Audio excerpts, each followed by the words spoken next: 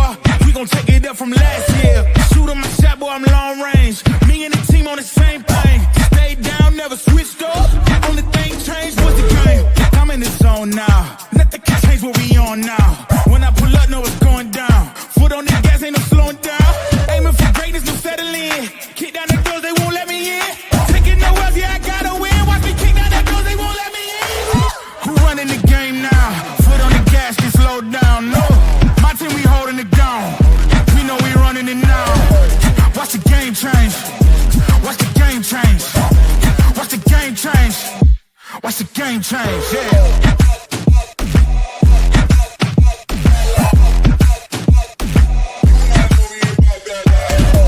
Watch the game change.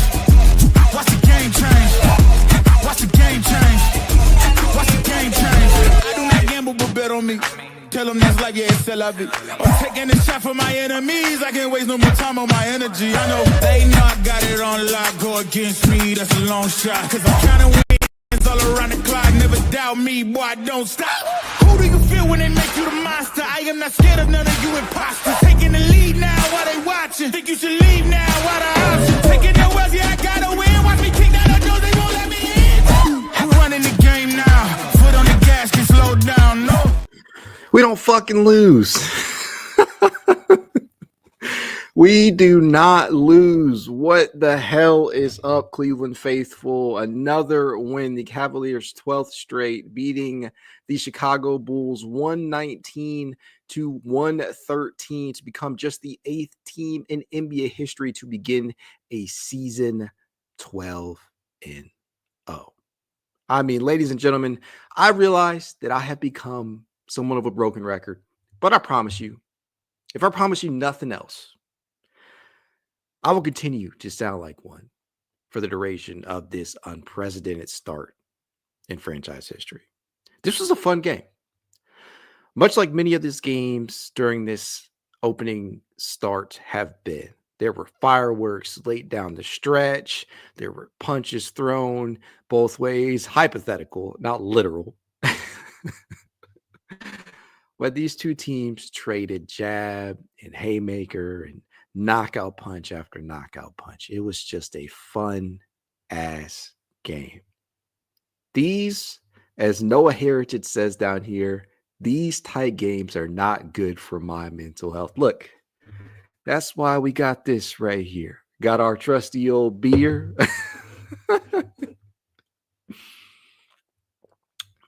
It feels good. Nobody else can say that they are 12-0 this season. The Cavaliers are doing something special.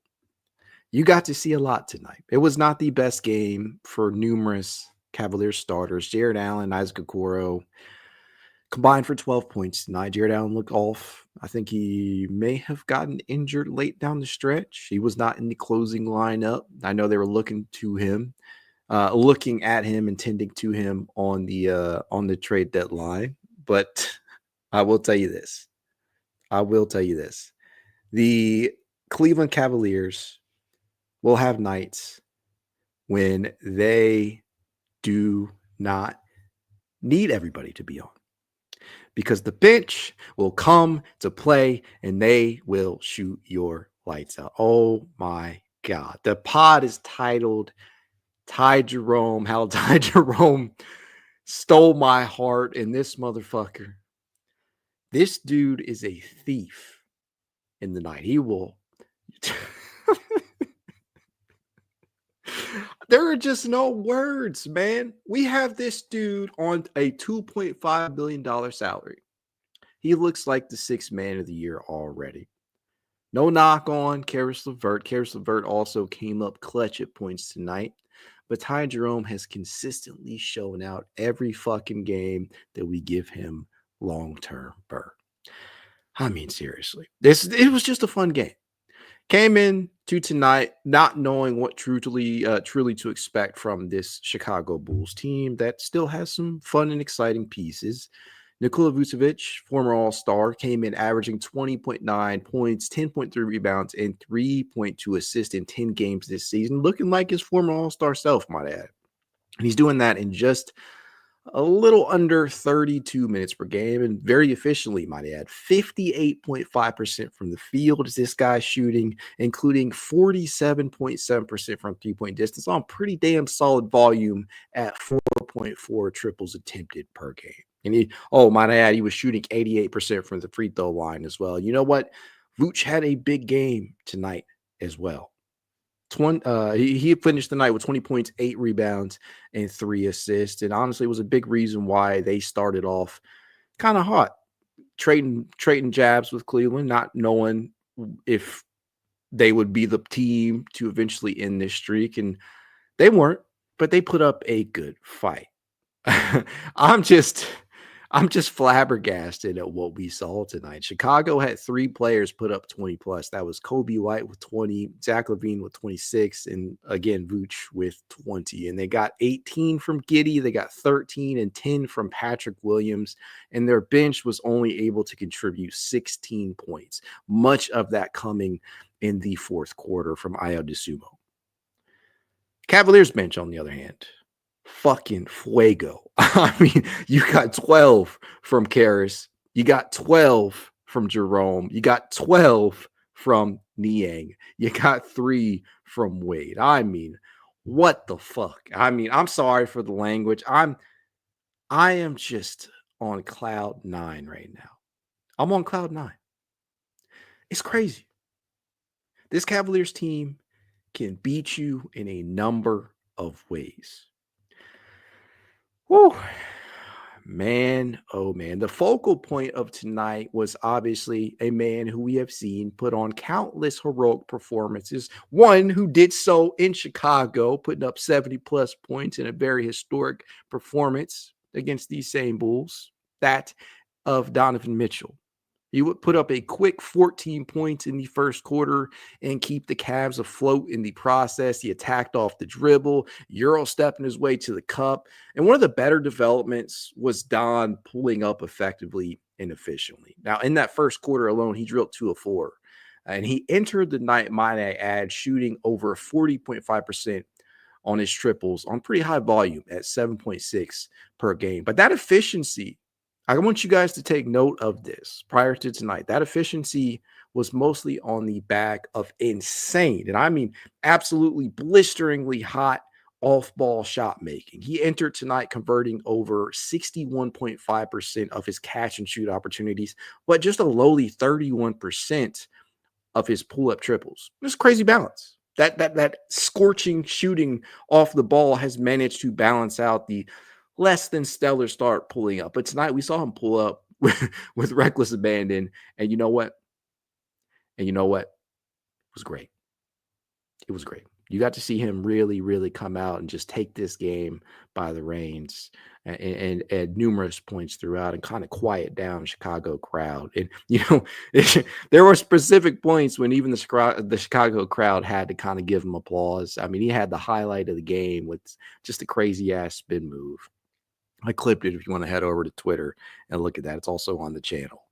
But man, he was the straw that stirred the drink for most of the night. And it just doesn't get any better than those types of performances from him. He had a crazy ass spin move at the rim, avoiding an attempted charge by Patrick Williams. It was dope. And he would finish the first half with 25 of Cleveland's 67 first half points. But another big piece, as I continue to mention, of the puzzle earlier on in the game, and honestly throughout the whole fucking game, was Ty Jerome, who continues to look like one of the NBA's real contenders for Sixth Man of the Year on perhaps the biggest bargain contract in the entire fucking league, as he's making a hair over just $2.5 million. And he entered tonight averaging 10 points, 3.3 assists, and 1.9 rebounds in his 11 appearances and just 16.1 minutes per game, ladies and gentlemen. This man is shooting very, very efficiently himself. 5%. Whew. Every game I get thrown off. I mean, every post-game pod I get thrown off by the voice of Kenny Atkinson. I really need to learn. I really need to learn how to mute that. But as I was saying, Ty Jerome, he's shooting very, very efficiently himself. Came in shooting 61.5% from the field, including 57.9% from three-point distance. And early in the first half, he had multiple assists that were eye-popping. He had an alley-oop to Evan Mobley midway through the second quarter. That was pretty damn sick. He doled out 4 helpers in the first half to go along with 2 early triples. And he had more steals. Now, Bleacher Report credits this man with 3 steals tonight. I swear it could have been like 5 or 6. I swear to God, this motherfucker is a straight up thief. Hide your basketballs from this man. I mean, seriously, he loves balls, apparently. I'm sorry. I'm sorry, I couldn't resist.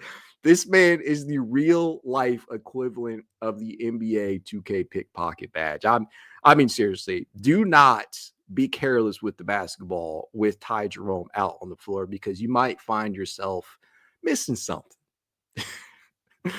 And he ain't got the gold badge either. This dude has that purple shit. He's got the best badge in the game in regards to being a pickpocket. And the Cavs, they forced numerous turnovers tonight. And it started to feel like it wasn't going to matter because Chicago was just absolutely bonkers from three-point range earlier on and even into that third quarter. But Cleveland was able to force 20 Chicago turnovers, and they were pretty damn careful with the basketball, turning the ball over just 7 times themselves. And in one of the biggest credits in this game, you got to give it to Kenny Atkinson, because he put out a lineup out there in that third quarter that completely changed the trajectory of this game as they went on a 9-0 run. And I believe that lineup was Ty Jerome, Karis LeVert, George Niang, Dean Wade, and I think it was Sam Merrill out there that completely swung the momentum of this game as they took a 9-0 run to pull back ahead. And it's things like that. It is things like that, little in-game adjustments, knowing when to pull on the right levers, that makes you feel like this team is far and away better than they were last season, despite having largely the same roster. And it all starts with Kenny Atkinson and just knowing situational basketball and getting the most out of his guys. I mean, that lineup really paid dividends. And they would kick off the fourth with the Donovan Mitchell triple, followed by more solid play from the reserves. With that said, Chicago, they shoot a shit ton of threes, and they were not just going to go down without a fight. They would throw counter punch after counter punch and capitalize off of Cleveland's miscues and missed field goals at certain points throughout the fourth and bring it to as close as 1 point, I believe, just at arm's length. But then Donovan Mitchell, much like he has always done, Darius Garland, much like he has done to begin this season, both of them stepped up in the clutch and made bucket after bucket, mostly DG. But Donovan was out there too, making plays when he needed to. He had a very nice step back triple midway through the fourth that really started to change things. And although it would go down to the wire, really the Cavs ended up pulling away, going on a 9-2 run down the stretch to pull it away. And then Darius Garland put the nail in the coffin by cooking Vooch for a layup. And it was just beautiful, man. Just awesome.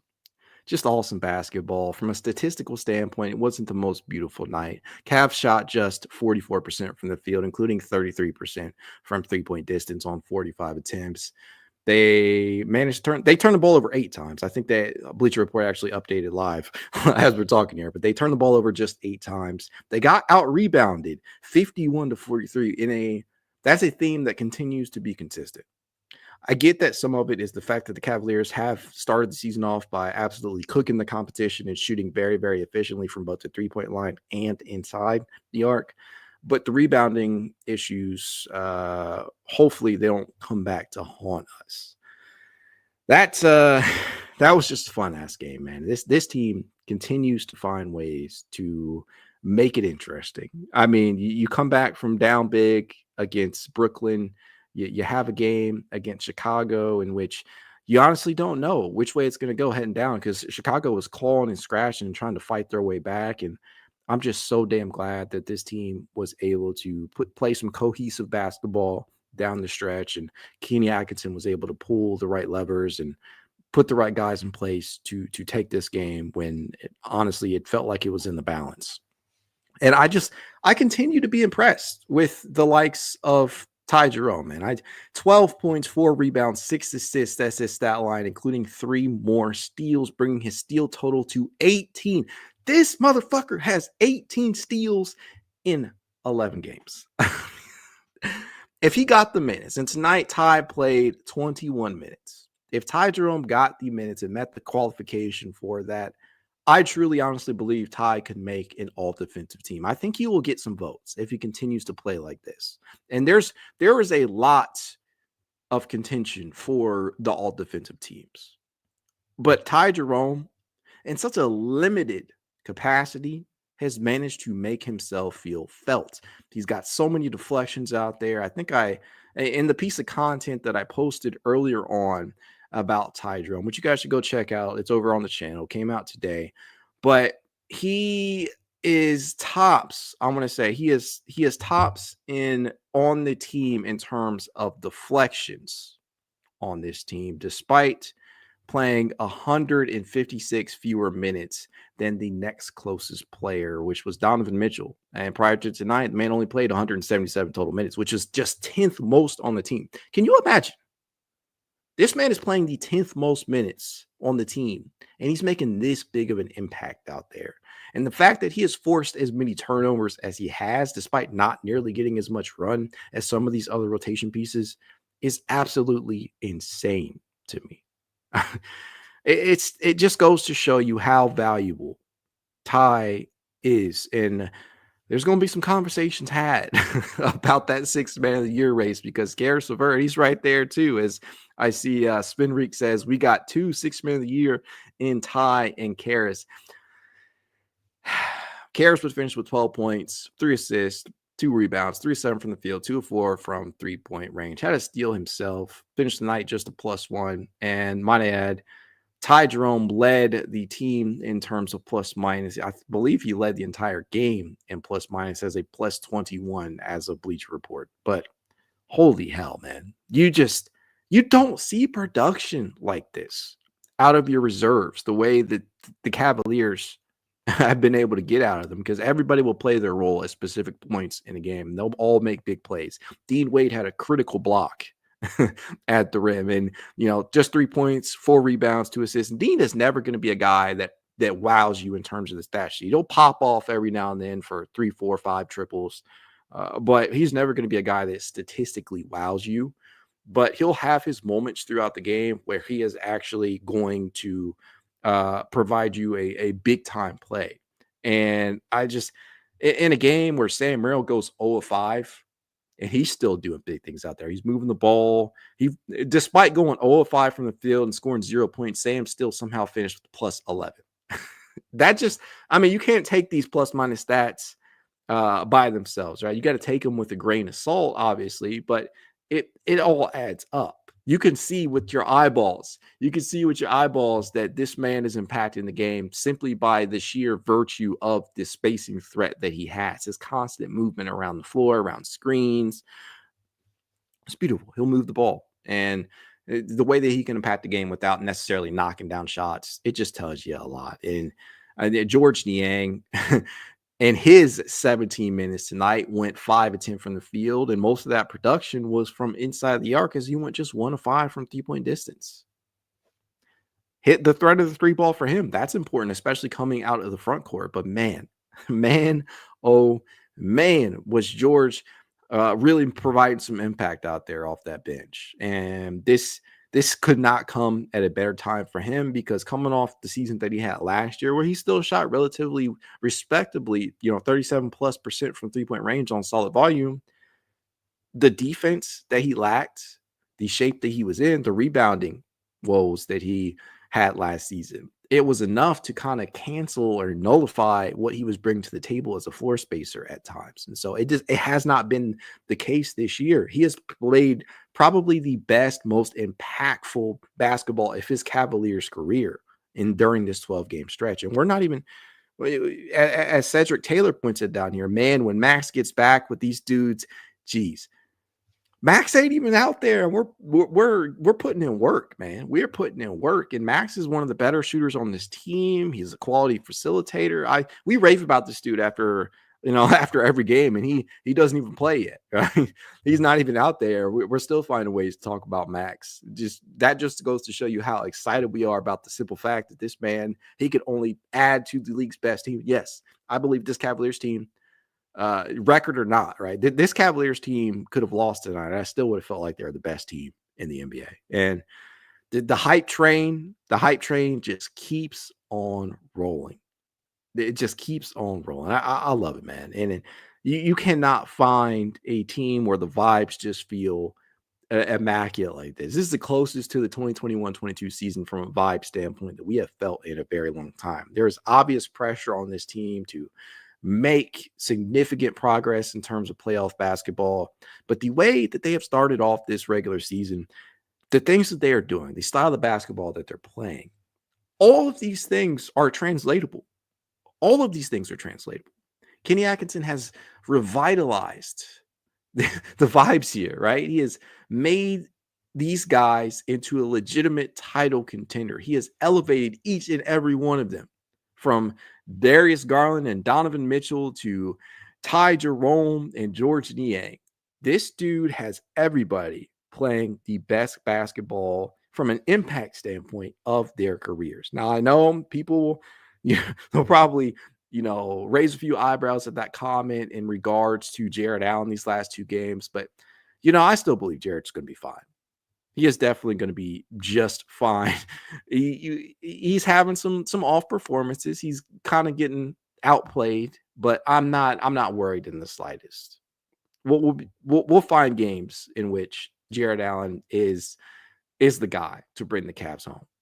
As Dr. Claus 77 says, in Kenny we trust. Hell yeah, King Kenny, right? I mean, this dude, as I say, again, the in-game adjustments, the 9-0 run that the Cavaliers went on in that third to swing the momentum of this game is heavily, although we give the on-court credit to Jerome and others, Kenny Atkinson deserves maybe even more credit for pulling the trigger and putting out 5 reserves out there in a not an unconventional lineup, but in a game where in a third quarter where the game could have easily gotten away from you, to have the goal, to have the balls, the stones, the cojones, whatever you want to say, whatever you want to call it, to place that lineup out there, knowing the situation,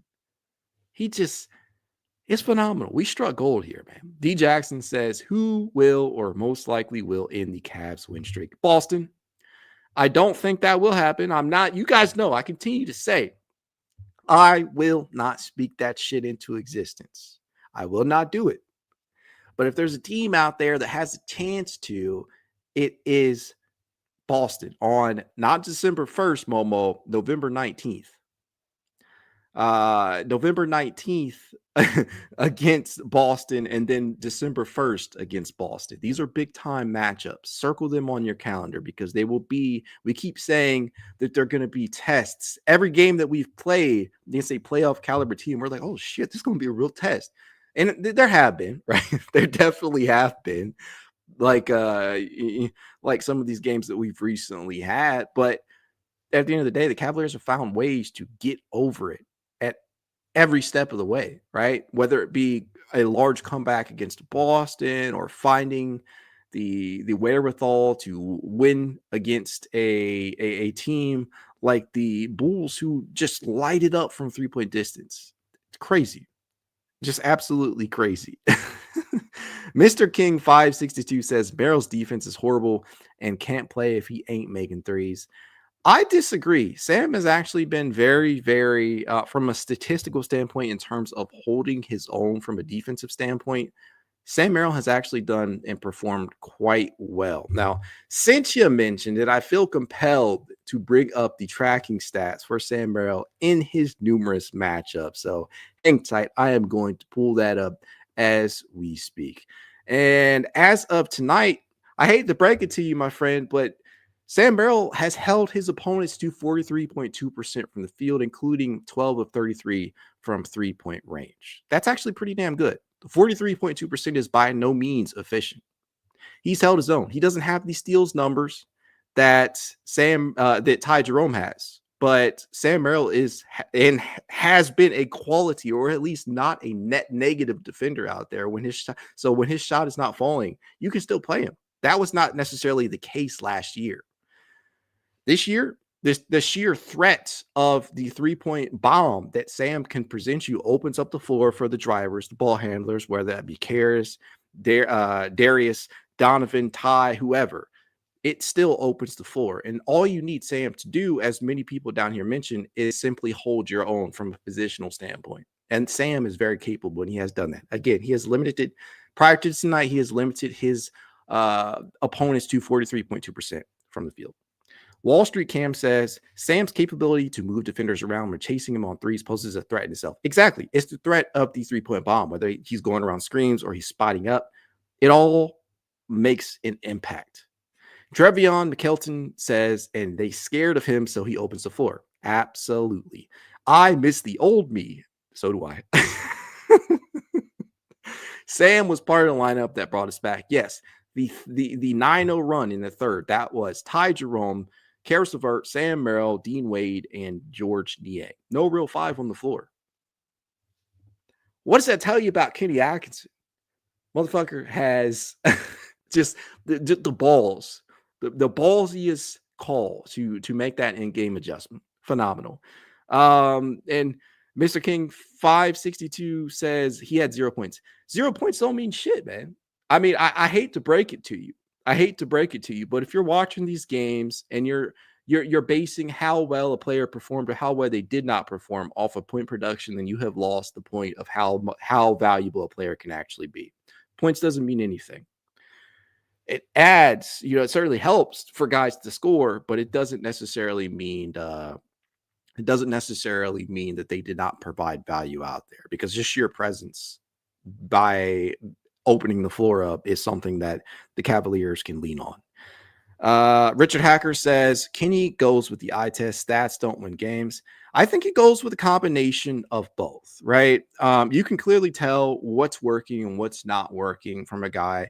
You never want your stars to feel as if, I don't have it going tonight, so I'm just going to stop shooting or anything like that. I don't think any coach truly looks at the stat sheet. I'm sure they're handed stat sheets at halftime and they're looking towards certain things like maybe the rebounding discrepancy or turnovers, things of that nature.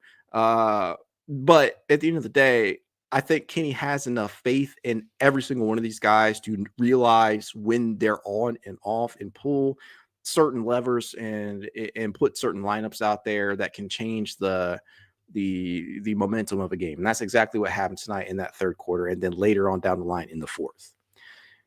Trevion McKelton says, anybody watch Tristan Thompson and post-game interviews? They're hilarious. No, I haven't been able to catch many of them because I go live like immediately after the games end, and maybe I'll have to change that a little bit. But yeah, I need to catch up on that. D Jackson says, I hope Joel Embiid and PG don't play when we play the 76ers. Frankly, though, I mean, to be the best team out there, to be the man, you got to go through this tough competition, right? They say to be the man, you got to beat the man, but I do want to play people when they're at their best. It's similar to how I felt about going up against Orlando right after they had just lost Paolo Banchero. I want to play these teams when they're at their best, because that's when you can actually learn something. Yeah, we want the streak to keep going, but we know that Joel Embiid has given us fits. He's given our big men fits over the past couple of seasons. But do you know how much you have grown in games? If Joel is not out there and the Cavaliers beat the 76ers, does that tell you anything about what they could potentially look like if you meet them in the playoffs? No. So I do want Joel out there. I do want PG out there. We'll see if that happens, but I don't know, man. Time will tell. Speaking of the 76ers, they ended up beating Charlotte tonight. That was yesterday. I'm tripping. This game's got me tripping. I don't think they actually played tonight, but yes, we'll see if they're healthy.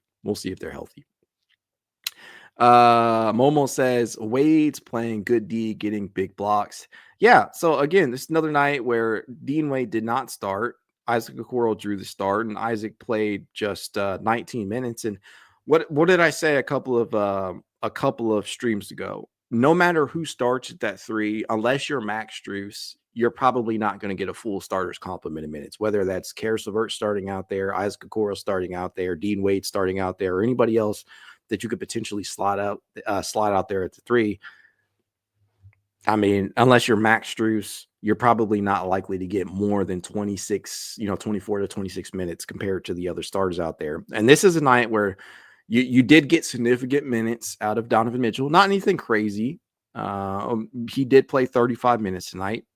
To Mobley's 31, to Darius is 30, to Jarrett's 26. And then Isaac again with just 19 minutes. And there are certain nights where, depending upon what you're looking for out of your starting unit and how Isaac is faring, whether or not he's showing the confidence to pull the trigger from range, or he's being mismatched, he's being hunted out there in mismatches against maybe taller wings at the 3. There will be nights in which you kind of have to pull the plug early on him if he doesn't have it going, or if he's not adding offensive value when you have other players out there that can do so at that position. But I'm not worried because Isaac has already shown up at big time in certain games, whether he's coming off the bench or whether he's starting. But yeah, man, I continue to be impressed. I continue to be impressed by each and every single one of these guys, because it seems like somebody takes it upon themselves to make a big play here and there in each one of these games during this streak. Wall Street Cam says, we have turned our small forward slot as a strength rather than a weakness because the capability of what we slot there is limitless with this roster. I don't know if I go that far, but I certainly don't feel as worrisome as I once did about that position. I'm a huge fan of Isaac Okoro still. I think Max Strus, if they give him the job back, which in my opinion is no given at this point, but it's going to depend upon Kenny. Maybe Kenny leans more Max Strus and says that, you know what, we're going to give Max a crack at the small forward position to solidify it there. And I think maybe that's the right thing to do from a person, just a personal human standpoint, because you don't want a guy to feel like he's lost the job because he's not available, not healthy. That's not necessarily fair. We do understand that happens, and sometimes it works out to a team's benefit. But I think Max might get a crack at it depending upon how the rest of these games go until he's healthy enough to return. But at the end of the day, I think that you can realistically make a case that we're in a much better place at that position than we have been in years past. But I don't know if I would call it I do not know if I would call it a strength yet. We just kind of have a rotating door at the moment, depending upon what we need. And it's been heavily matchup dependent. Mr. King 562 says, do you think LeBron comes back for his last season? Personally, no. I don't. There was a point in which, a year or two ago, I would have said, yeah, I think it's certainly possible, but it is all completely dependent upon what Bronny's career path ends up, where that ends up taking him. But as of now, I kind of put a pin in that. I do not think LeBron will play a final season. He might sign a one-day contract or some shit like that, but I do not believe that he'll end up playing another full season in Cleveland. Michael Skupchka says the Bucks probably will still make the playoffs. Right now, the 3 seed in the East has a 500 record. Yeah, I mean, it's a couple of days ago I said Boston, Cleveland, and then everybody else. Now it's Cleveland, Boston, everybody else.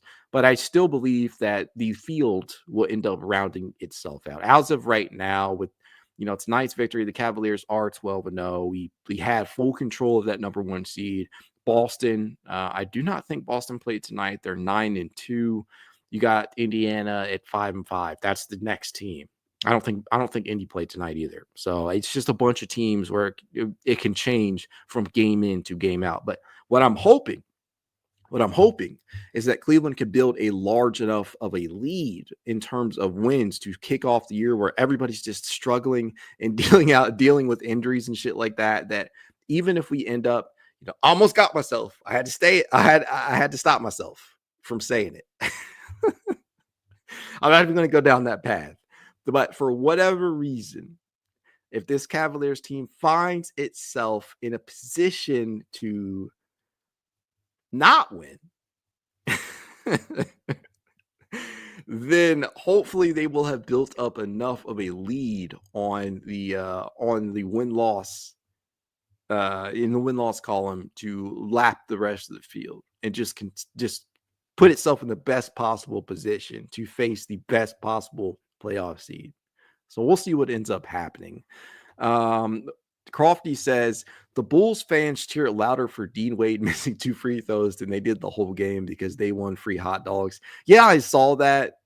That's becoming a common theme across arenas across the country, where you can win free McDonald's or some shit like that, or a free donut, or hot dogs, or whatever it is that they're offering. But that's becoming more and more commonplace, I feel like. And they also cheered at the Donovan Mitchell dunk that was not to be. I wish he would have finished that. And then the Donovan Mitchell spin move around Patrick Williams to avoid that charge.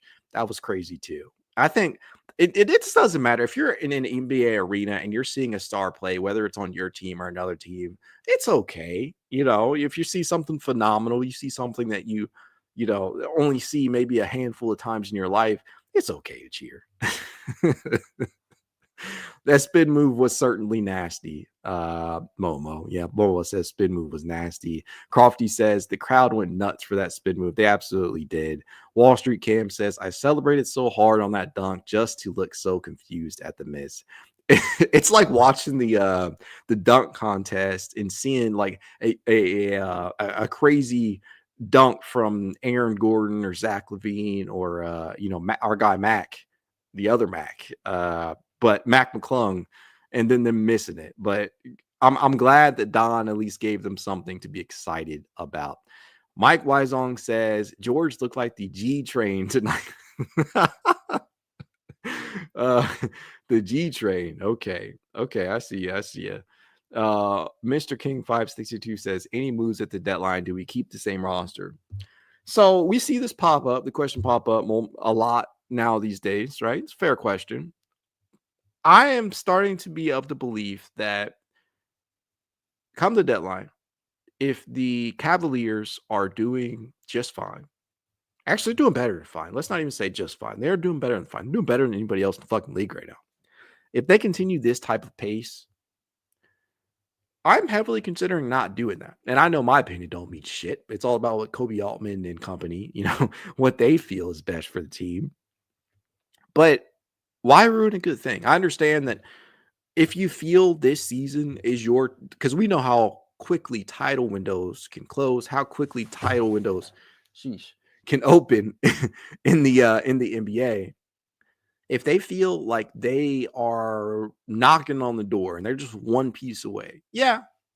If you see a starting caliber 3 and D wing out there, or somebody who fits better in the starting lineup than Dean, Isaac, Max, or whoever else you can slot out there, depending upon the cost of said player, yeah, I guess you can go ahead and swing for the fences if you feel like they're going to take you from fringe championship contender to full-blown championship contender. Then you do it. But the question always remains, what are you willing to give up?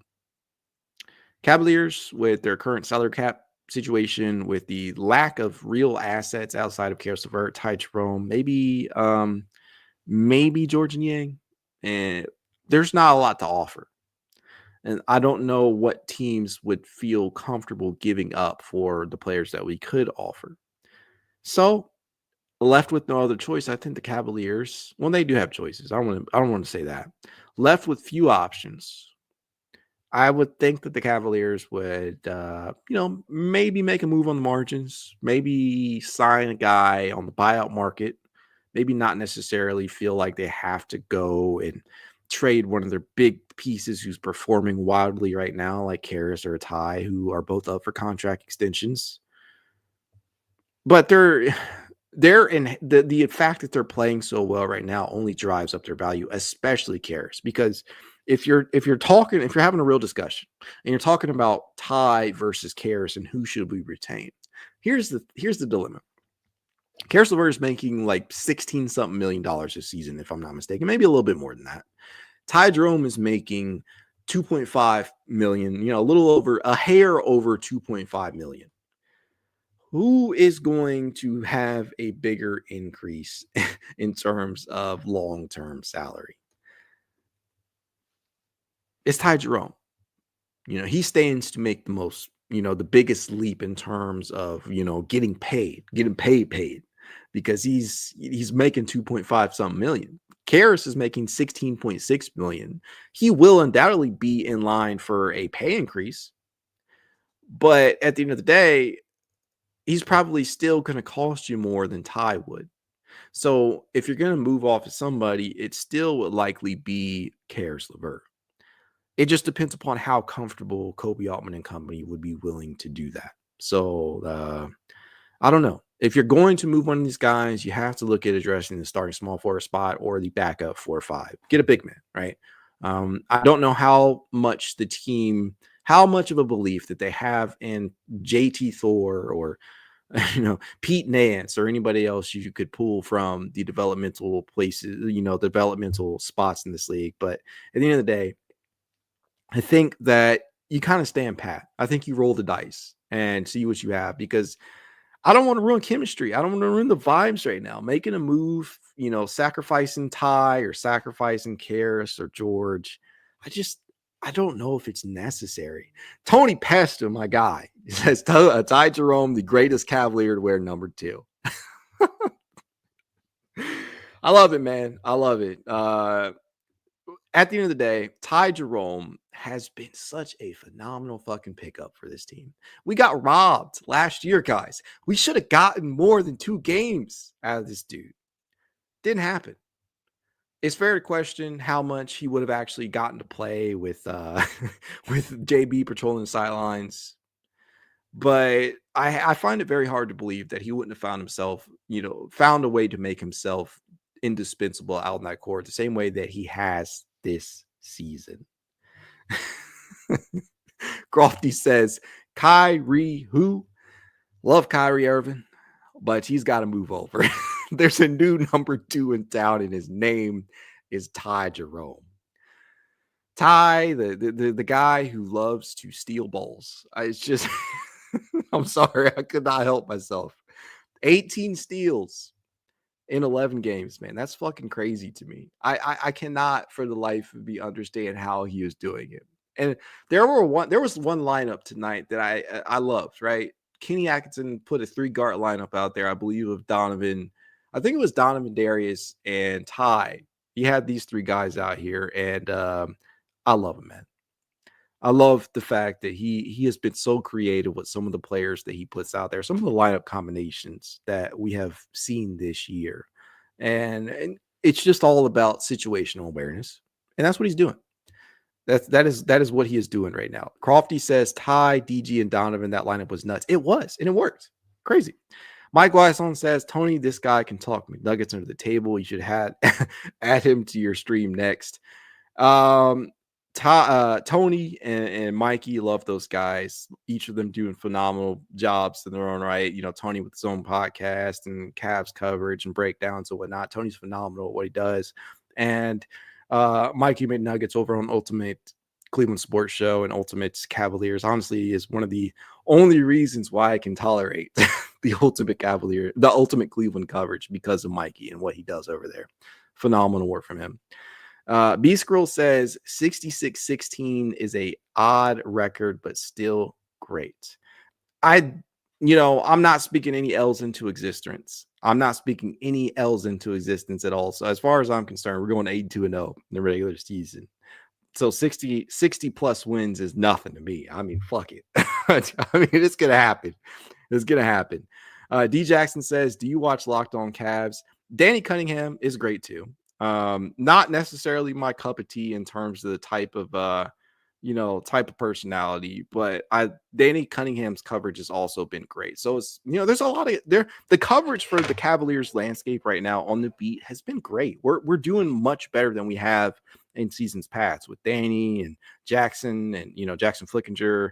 And you got Spencer, Davies out there doing big time things. All of these guys are contributing in such a meaningful way and providing such an expansive coverage, in-depth analysis too. One of my favorites has been Spencer, right? You get some of the best quotes from Kenny, from Ty, and all the players, right? But especially Kenny. You get some of the best quotes out there on from Spencer. So I love it, man.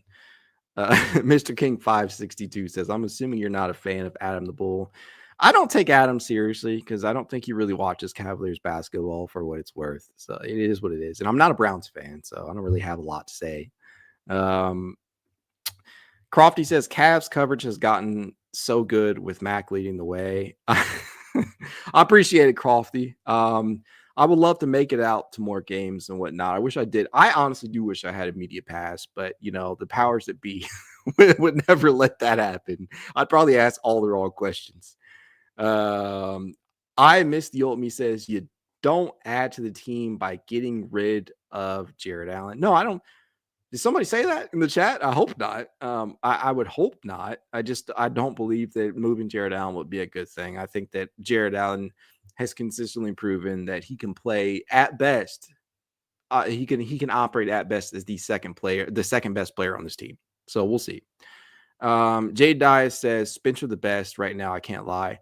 I have absolutely no problem with that. You guys know I'm a podcaster. I'm not a journalist. So I take no offense to that. Spencer coverage of the Cavaliers has been phenomenal. He gives the best quotes out there. Fedor, don't get me started on Fedor. The one thing I will say about Chris Fedor is that he he has definitely given us an insight into the minds of some of these players, but I would be lying if I said I was not the biggest fan of Fedor. J-Quest says, pretty sure the last road back video had sound bites from you guys. I thought that was cool. Yeah, I heard myself in that. I thought it was awesome. I think they had me talking about Isaac Okoro's contract extension. I was probably the only motherfucker out there they could find that was willing to talk about Isaac Okoro when he got resigned and how excited I was. But yeah, that was pretty surreal in hearing myself being quoted. Real Talk Tone says Jarrett Allen isn't going anywhere. He's been banged up, but he will be back to all-star form soon. So if there's one thing that this season has taught us, it's that you should never doubt a guy that's, having a down year or just experiencing injury, because Darius Garland is playing like a goddamn all-star right now. I mean, his clutch stats speak for themselves. This dude is shooting the ball like it's like it was personally made to be delivered into the net from Darius Garland. It's crazy. The return to all-star caliber basketball from DG has been one of my favorite aspects of this still very, very young season.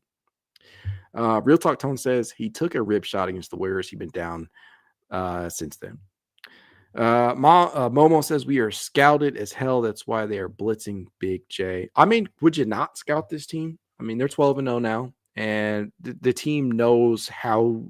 I don't think they have not figured us out yet. I think one of the quotes that Steph Curry gave after that Warriors game is that nobody has figured us out, and I still believe that's true. It holds true.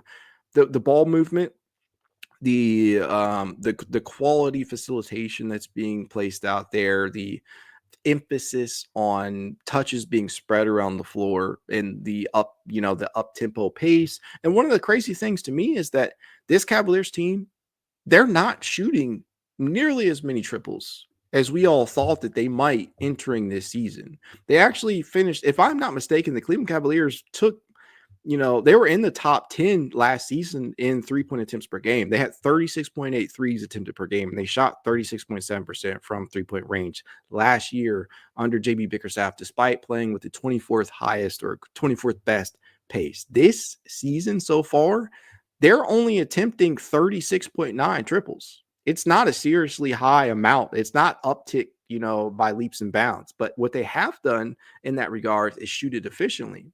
They're shooting 41.3% from 3-point range, which, as we know, is the best mark in the league. You want to take a guess who's attempting the most triples? It's Boston. These dudes, they're taking 51.3 attempts per game from 3-point distance. Now, they're only making 36.2. It does place them in the top 15 at 11th. But, I mean, it's not like Cleveland's out there just jacking up the triple. It's not like we're looking on every possession and just immediately running to the 3-point line. And I love that, right? It's quality. We're attacking the interior. And the team that we played tonight in the Chicago Bulls, they actually came into tonight attempting the fourth most triples, right? 41.5 per game. And they're solidly efficient at doing so. They're ranked 10th in terms of 3-point percentage. So what I'm taking away from this is that although we felt as though Kenny Atkinson was just going to skyrocket the amount of threes that we took, that's not happening. We're still playing the same type of we're still getting our offense in many of the same ways that we did under JB. We're just doing it differently in terms of offensive scheme. We're still attacking the interior. We still have two of the best bigs in terms of rim running. The vertical spacing is still being utilized. You're still seeing that out there. The layups that they're getting. Hell, Ty Jerome has been efficient as fuck when he's driving the basketball, especially off of pick and roll. As a pick and roll ball handler, he entered tonight tops in the league in points per possession when functioning as the pick and roll ball handler at 1.56. Now, it's not a ton of volume. He's not shooting it with a lot of volume, but one thing he has been is efficient. He's knocked down prior to tonight 76% of his field goal attempts when operating as the initiator off of the pick and roll. Just absolutely crazy. He's driving the ball a ton, and a lot of the Cavaliers are, whether that be Evan Mobley. Yeah, Evan Mobley actually entered tonight third on the team, tied with Ty for third on the team in drives. And one of the things that we saw tonight, especially initially, is them placing the ball in Evan Mobley's hands. And we've seen it every game this season so far where Evan is bringing the ball up court. They're allowing him to initiate some of the half-court sets. And it's hit and miss sometimes. The ball will dribble off his foot. He'll turn it over. He'll travel. It will happen. But I like the confidence that Kenny has instilled in him and the rest of the Cavs, their belief in him to kick off some of these sets. And, it's a trickle-down effect. You're not going to have most consistent games out of Mobley, because he's still trying to put and piece together some of these things. But I loved what I've seen from him from just about every game of this season, right? There have been some performances where he's gotten into some early foul trouble or his shots just not falling, but even when it's not, he still finds ways to impact the game. But man, this is just, I could go on and on. It's just such a fun ass game tonight. I'll close out here by hopping back into the chat for a little bit. Svenrik says we are also number one in power ranking. Yeah, the NBA media, the talking heads that be are finally giving the Cavaliers some coverage. You saw some big spreads on them being put out on the NBA's website in regards to those power rankings. You're seeing some of the graphics being made for Cleveland's, big 11-0, 12-0 start. And why wouldn't the league promote that? But we've been here for a while, right? We knew this team had the potential that they have. It's just now being brought out under Kenny. So in a way, I'm glad that they are finally getting some of that exposure. But on the other side of that token, I don't mind flying under the radar. I really don't. More for us to enjoy. We get to enjoy some of the local broadcast as opposed to, some of the ESPN coverage. And it's not that I hate the ESPN coverage, but if I'm given a choice to listen or watch between the two, I'm taking Cavs coverage. No matter how people feel about Brad Doherty and John Michael, I'm taking them all day long over whatever group that ESPN could put out there. Wall Street Cam says, I'm at the point right now that when I see Ty shoot from three, that shit going in. Yeah, again, Ty entered tonight shooting very, very efficiently from 3-point range. He just hasn't taken it with a ton of volume. He entered tonight shooting 57.9% from 3-point range on just 1.7 attempts. And the thing about Ty, right, prior to tonight, the bulk of it's pretty split, actually. It's actually pretty split in terms of how he has attempted his 3-point shots. He entered tonight with just 19 total attempts, and 10 of those were pull-ups. The other 9 were catch and shoot, and he's been efficient with both looks, both types. I feel very, very confident when he takes the shot, period, just as you do, though. It's just not coming on super high volume like we would have expected, but due to the simple fact that they're giving him by far the most on-ball opportunities that he has ever had, how can he be mad? How can he be mad? Because if he's operating as the, he's got the rock in his hand and he's driving to the basketball, driving to the cup, and he's operating off a pick and rolls and whatnot, and he is a constant threat to drive and hit one of those floaters that's been beautiful this season, or drive and kick to one of the numerous shooters that we have on this team, or he lobs it up to Allen or Mobley. It's it's always something that usually it's gonna work, and it has worked. Trevion McKelton says, yeah, Cam, I seen that from the same spot too. I was like, okay, my G. I need to go back and see what that's comment. Oh, it's in regards to the Wall Street Cam, says in regards to Ty Jerome, right? So yeah, I agree with both of you guys. Wall Street says, yeah, he got confidence. Mary Ware says Mobley plays like a young KG. I think there are points in which you can see that mentality. Like he had one tonight, and I think it actually came against it was either Patrick Williams or Dalen Terry, one of the two, where he just would not be denied at the rim. He finished it off with a dunk. And I think there are certainly points where you can see that assertiveness, that aggressiveness play, come through and show itself. But there are still instances in which he can look a little bit more passive, because if we all know KG was not ever going to be, not be assertive out there. He always had that mentality, that dog in him. Always one of those things. So, yeah, I don't know if I can completely get on board with that one, but I can see what you mean. Nate says Mobley is him. Completely agree with you. Mr. King 562 says, crazy that the Cavs are in a better position than LeBron and the Lakers. Props to Dan Gilbert in the front office. I think that, this rebuild has been executed wonderfully. There were certainly points where people questioned what Kobe Altman and company were doing out there, but all in all, I mean, they went from a barren wasteland of a rebuild with LeBron left for the second time to completely, reshuffling the deck, putting together a stellar cast of starters out there, 4 potential all-star candidates, 2 potential 6th man of the year caliber guys out there. You name it, coach of the year. And it hasn't been without its bumps and bruises, right? We failed in horrific fashion against New York 2 seasons ago in the playoffs, after coming off, after making the playoffs for the first time without LeBron, in over 20 some years.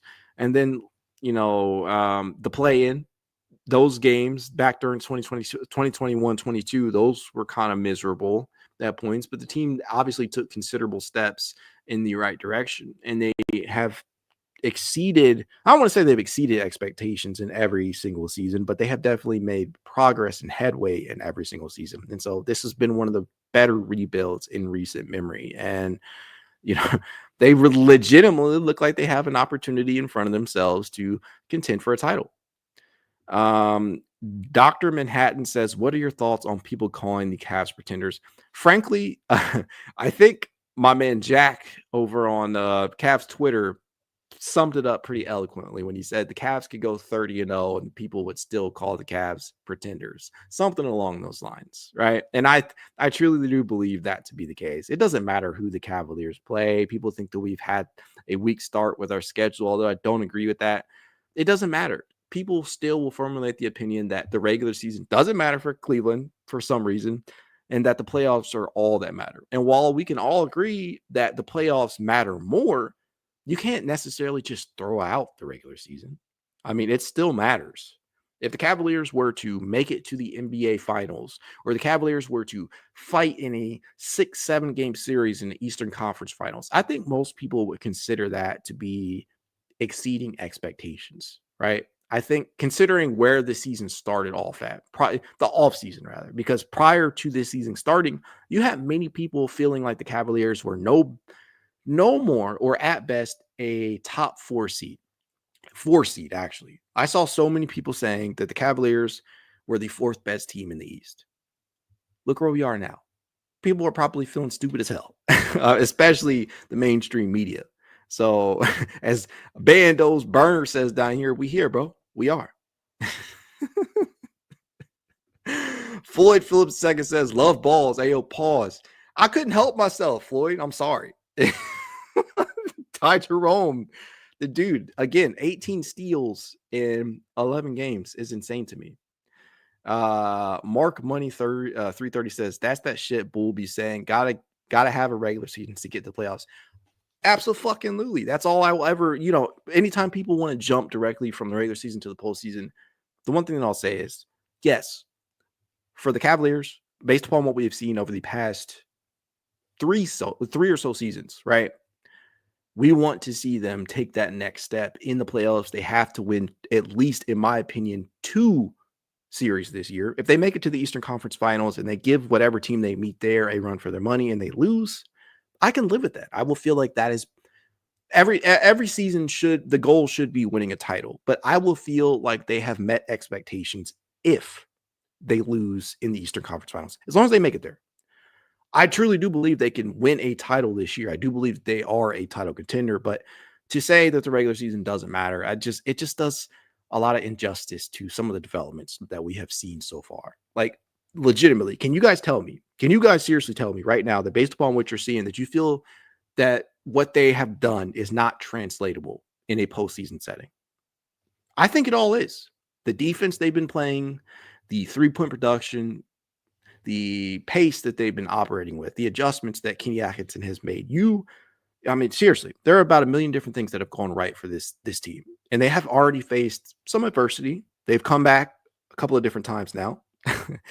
But at the end of the day, everything that we have seen can be translated in a postseason setting.